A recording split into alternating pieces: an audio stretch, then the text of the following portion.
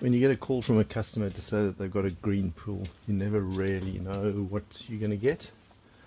So let's have a look at this one. Ooh, not looking good at all.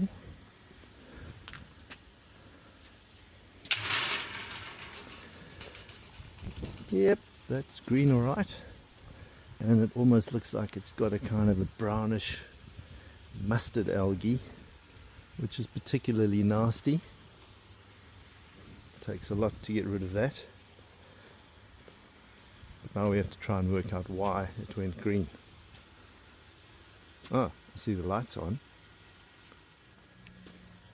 So the chemical test or chemistry test revealed that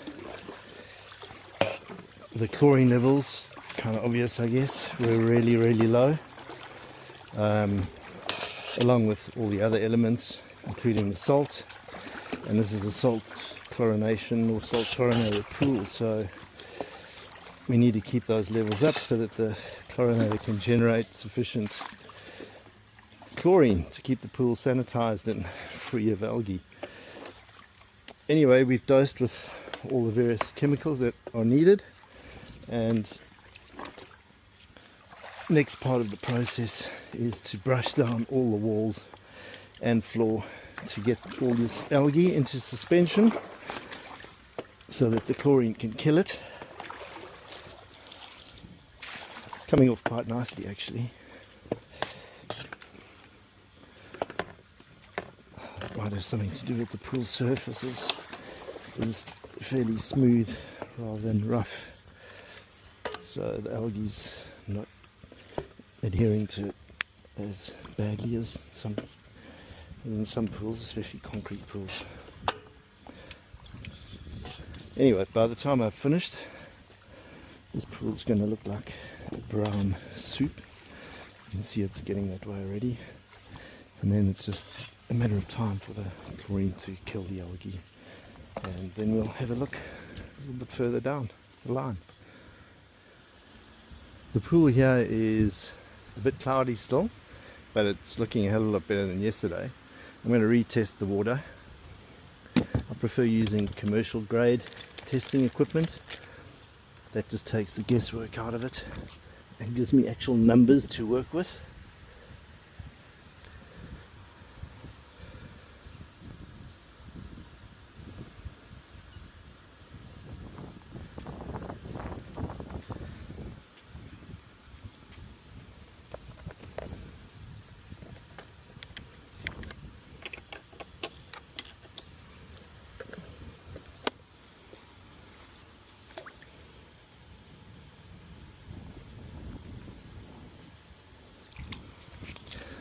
Salt levels look spot on.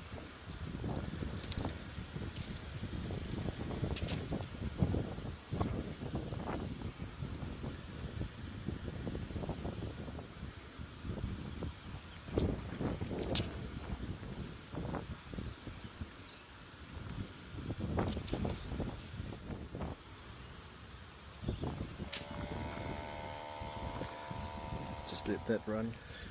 Test results are well improved, but we need to add some more chemical today.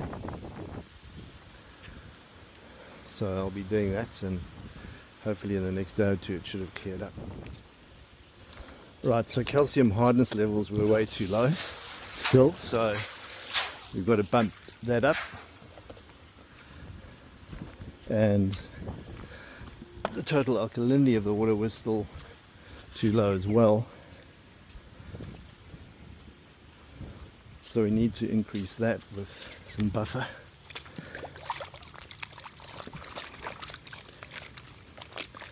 And both of those chemicals, with the total alkalinity up to where it needs to be, and also the calcium hardness level, it should help with clarifying the pool. We don't want to put a clarifier or flocculant in now because total alkalinity is just too low for it to work effectively.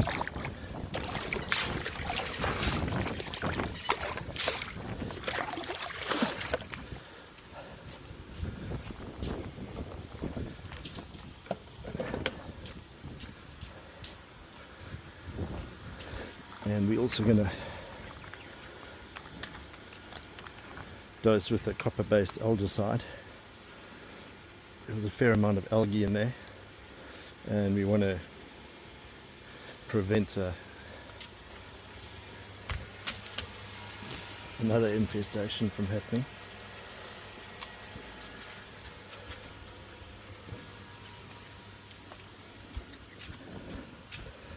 Just walked through some cobwebs, but that's okay. This is Australia. Plenty of spiders, snakes and other things.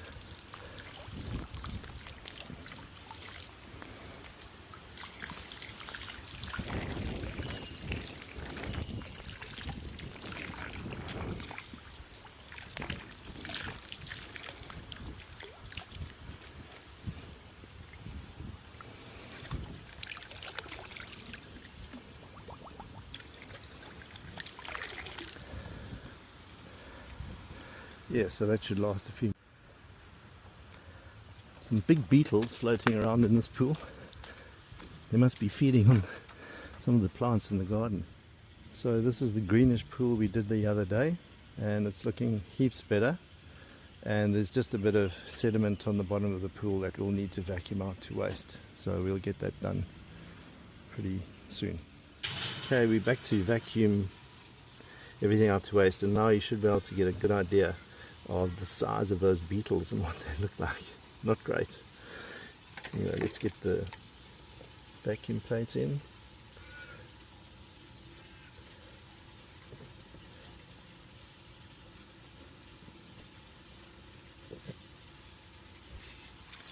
Set up the hose and vacuum head already. Slot that in.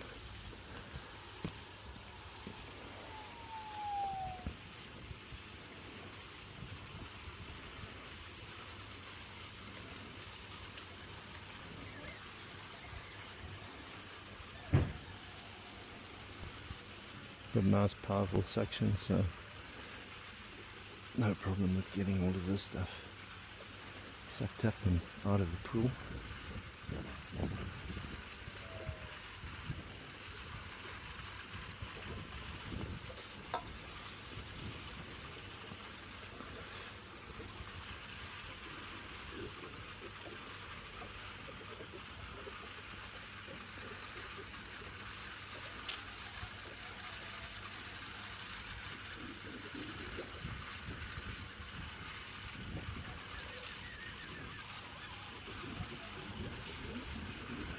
Okay, so we're just going to carry on with this process, and we'll come back at the end when it's all vacuumed out. Just getting the last few bits out, and we are vacuuming this out to waste, of course. Some of this sediment would be too fine to be trapped by the filter, so we want to get it out of the pool.